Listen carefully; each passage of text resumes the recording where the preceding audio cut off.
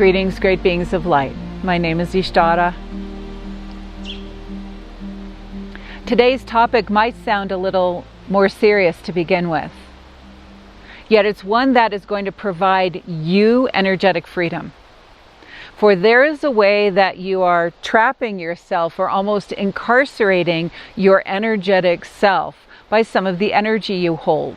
And so we want to bring this forward today so that you're, number one, aware of it, and in an area and energy of choice, when you have the understanding about the impact of this energy that perhaps you are carrying in your life. And this is the energy of animosity. Now, animosity can show up as anger, resentment, lack of forgiveness, and on and on. It's basically holding some form of negative energy against or towards another person, or it could be a group of people. It could be even an organization. But for today's purposes, we're going to talk about it more in terms of one-to-one relationships. This is whether it's friends, whether it's family, whether it's co-workers, or whether it's the service person on the other end of the phone. It doesn't matter. The energy of animosity is one that impacts you greatly. Now, many of you can get upset about this topic and say, but these people did something against me. They acted towards me in a particular way. My life hasn't been the same because of that.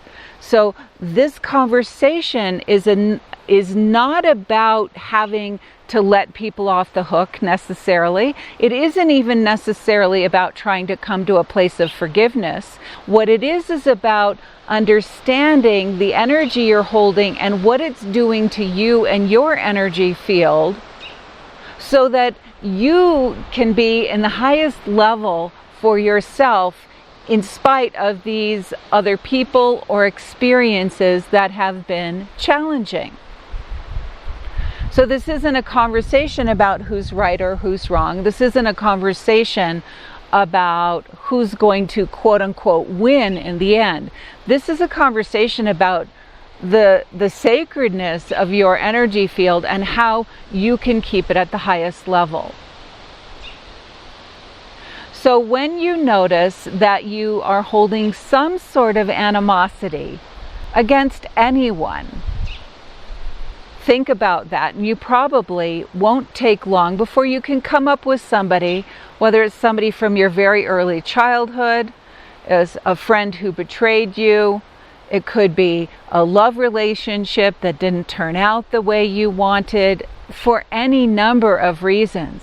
Now, generally animosity, the anger, the resentment, all those emotions that can fit under that umbrella, they might be very justified, but more than anything else, they tend to be hung on to as a way of defense. If I hang on to feeling angry about that person, I can keep them at a distance, or I can assure myself that type of thing isn't going to happen anymore. So there's some really good reasons where you might want to hang on to these feelings and these memories to make sure they don't happen again. This is understood. But one of the things you can do to loosen the grip of the energy of that anger, of that frustration, of that betrayal, whatever it is, you can feel that in your body, can't you? If you tap into what may have happened to you, and that anger, resentment, any kind of animosity you hold, you can feel it in your physical body, in your emotional body. So it's going to be stored in a place that you could feel it. Maybe your solar plexus gets tight. Maybe you feel strange in your throat. There are all kinds of ways that you can feel the energy of these emotions within your body. And the key for you is to be able to know what you need to do with those people and be able to release the animosity from your body. so that you don't need to hang on to it and have it be an energetic anchor or place where your energy slows down. So here's what you can do. Send the best you can, best wishes to that person.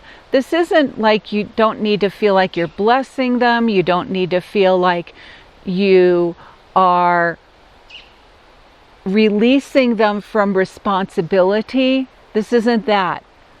Just send them an offering, the best you can, that you wish them the best in their world and their life. This is not inviting them back in. Once again, this is not forgiving them, but that as you do this, that you wish them the best, even if they're never in your life again. And just notice that. If you can take a moment to feel that right now and feel how any kind of lingering resentment or animosity you have towards somebody else might be active in your energy field, in your physical body. And then without letting them off the hook for what happened, just wish them the best. Anytime they come up, wish them the best. In your head, you don't even need to say it out loud. I just wish you the best. Once again, this isn't necessarily about sending them love and light. Maybe you don't feel like that. This isn't about forgiving anybody. You may not feel like that. The truth is there are people who do unforgivable things. So none of that is being suggested today. This is all about just wishing somebody the best. And notice the key is not what's happening with them, but what's happening with you in your physical body, in your emotional body, as you wish someone the best. You can depersonalize this a little bit if you wish by thinking about somebody maybe at a business, a store, a customer service representative, somebody who you had an unpleasant encounter with. It could have happened on the phone because perhaps they weren't serving you in the way that you felt you needed to be served. You could get angry, you could get frustrated. So without it being somebody that's very close to you or maybe hurt you deeply, practice this of just in your mind wishing them the best. Wish them the best. I wish you the best. Again, these words never need to come across your lips, but you can hold the energy of that, and what you're doing is releasing your need to hold on to these energies as a defense in your body, and it brings you into a higher vibrational state. It brings you in a more optimized state of frequency. So this conversation, while there's a lot of aspect of it that's about other people and situations that could activate you, ultimately this is about what are you doing to maintain the sacred space of you so that you're at the highest level. So begin just going through your day wishing everyone the best.